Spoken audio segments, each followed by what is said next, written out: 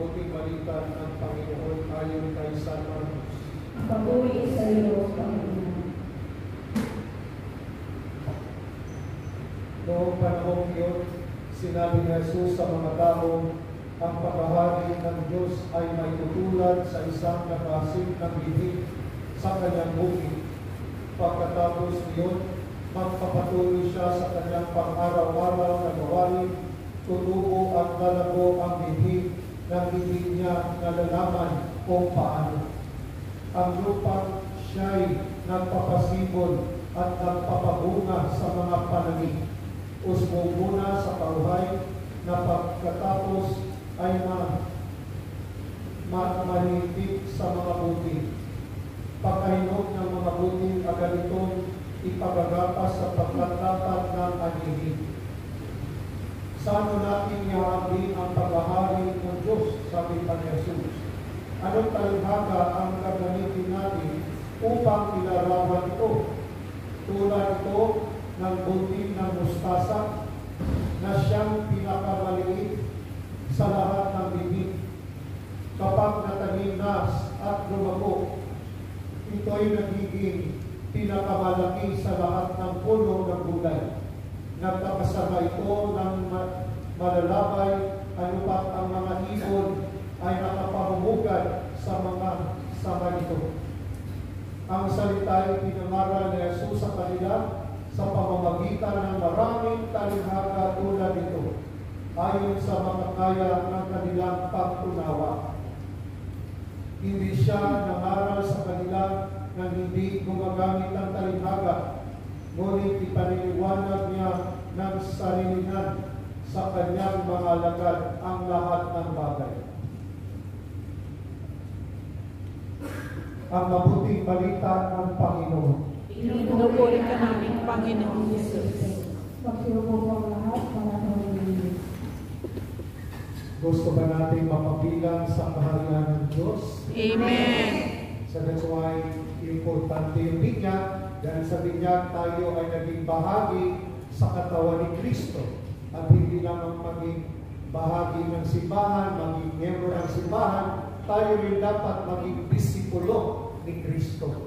Not only just member, but a disciple. Di ba yung member, nakaupo lang, walang ginagawa. Pero ang disipulo, paglabas ng simbahan, patuloy niya sinasabuhay ang salita ng Diyos. So hindi lang dapat miyembro, dapat disipulo din tayo.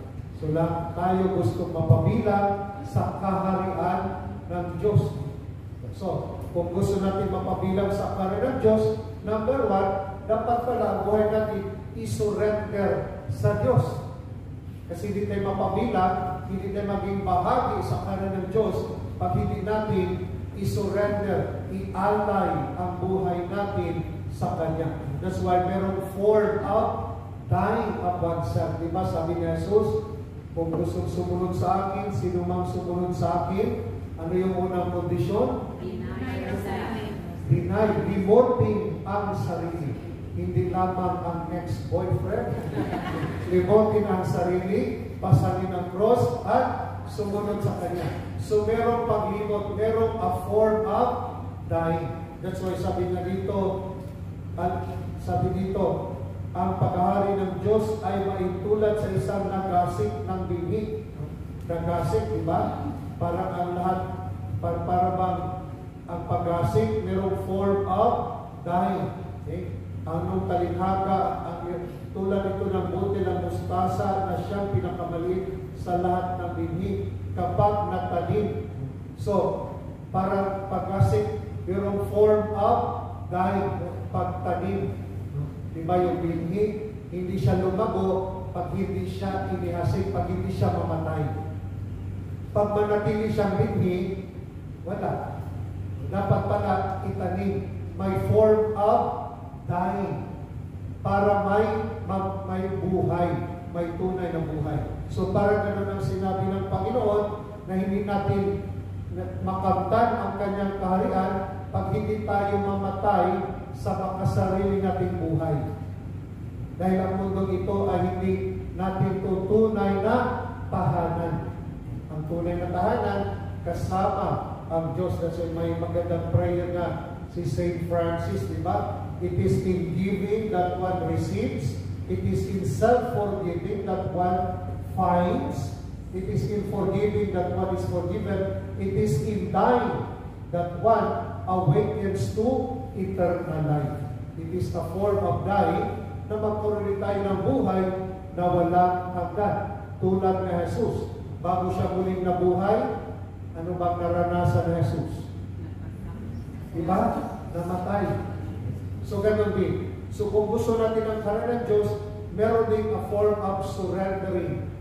Dying. No? Dapat mamatay tayo sa makasariling pamumuhay, sa kasalanan.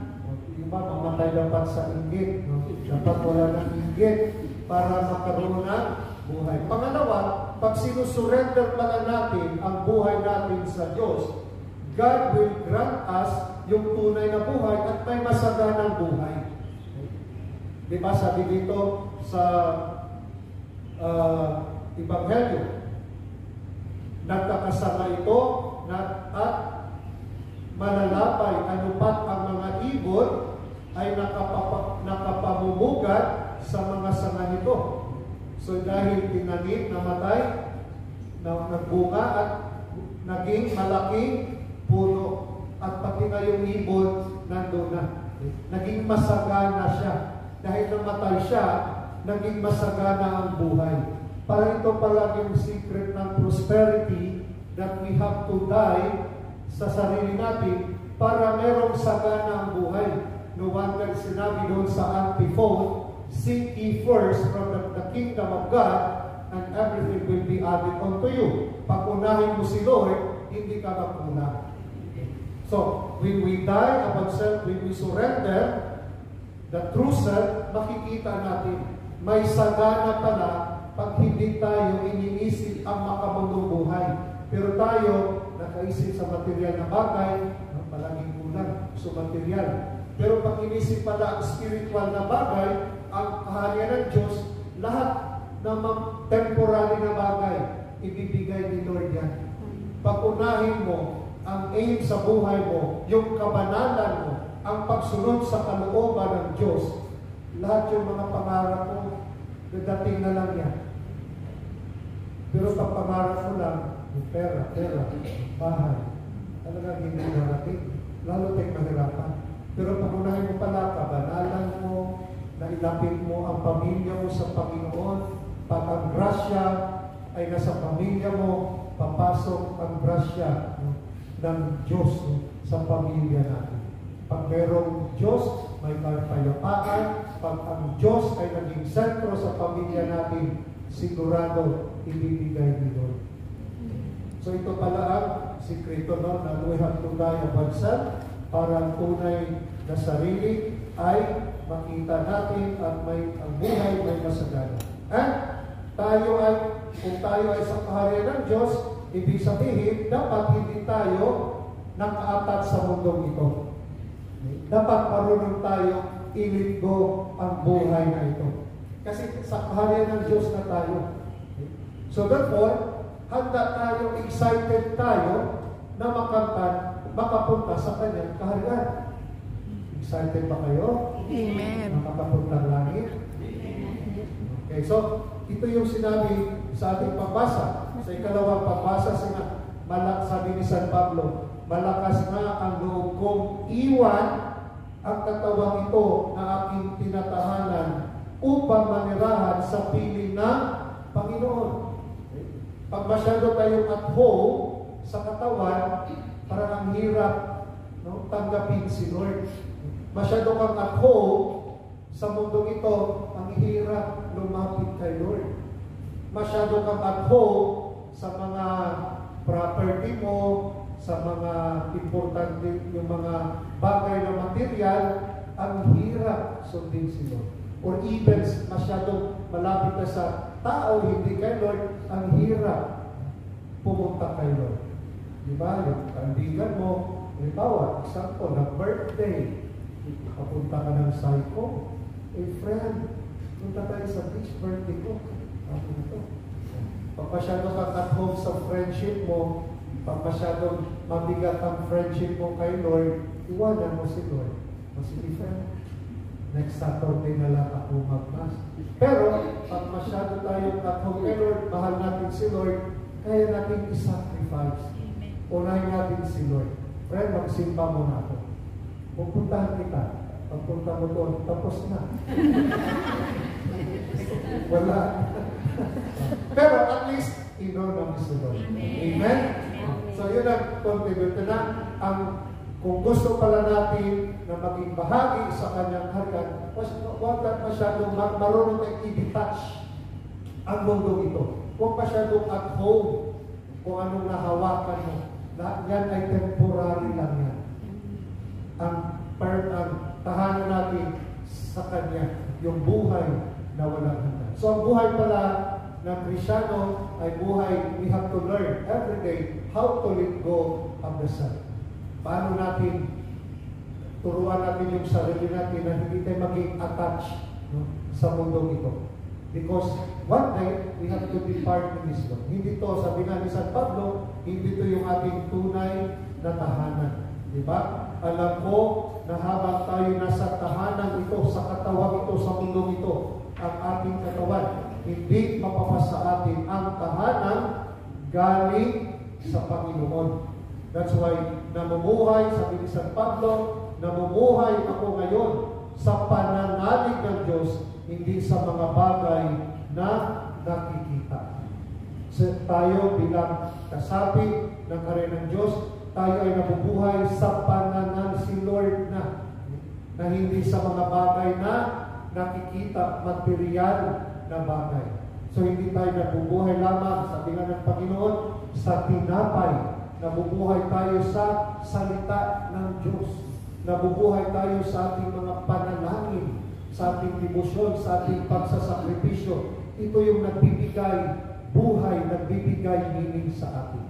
May mga tao, may mga kayamanan. Nabubuhay sila sa material na buhay. Pero ang spiritual na pamumuhay, walang kabuhay-buhay, hindi nagbigay ng kahulugan ng kanilang buhay. Ibig sabihin, ang tunay na nagbibigay ng kahulugan ng ating buhay, yung ating spiritual na pamumuhay. Of course, importante yung material, di ba? Pero kung wala kang spiritual na pamumuhay, wala kang buhay-buhay. Di ba? May bata, may lahat, nandun na sa kanila. Pero tingnan mo, parang wala kang mining-mining ang buhay. Lahat nandun na. Pero tayo, kunti lang, kasurvive, o walang-wala, pero dahil nandyan si Kristo, nandyan ang pananampalataya, maski sa kawalan, may direction pa rin ang buhay. Diba? May meaning pa rin ang buhay. That's why ang tunay na nagbibigay kahulugan ng buhay, only the Lord. Maski may problema ka, buhay pa rin, smile pa rin. Diba? Parang tingnan mo yung kapatid ko, nakasmile. Pero maraming problema yan. Dahil, maski may problema, dahil kay Lord, may direksyon ang buhay. Magsitayo, ating iparayat, ating pananampalataya,